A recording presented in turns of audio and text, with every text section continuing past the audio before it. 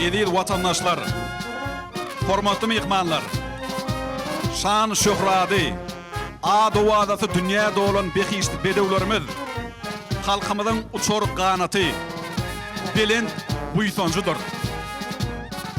Tarihi ýadgylarda asmanatlar diýilip adlandyrylan ganatly bedewler, türkmeniň merdany gerçekleriniň hem wepaly ýollaşy taplanýar.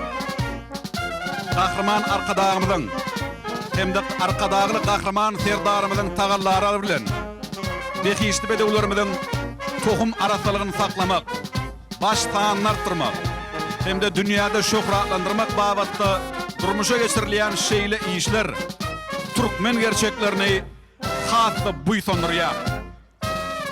Dawaraly har görüş ýurdumyzyň harby we hukuk goraýjy edaralarynyň atçylyk toporunyň bayramçılık görüşü bilen dowam edýär.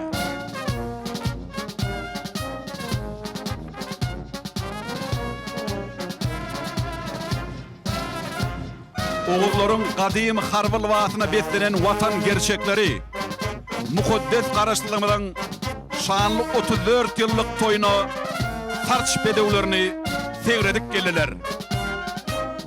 Ýurdumyzyň harby we hukuk goraýjy darlarynyň atçylyk toporuny şöhrat, türkmen bedewiniň şanyna şan goşýan gahrman arkadağymyza, arkadağly gahrman serdarymyza şöhrat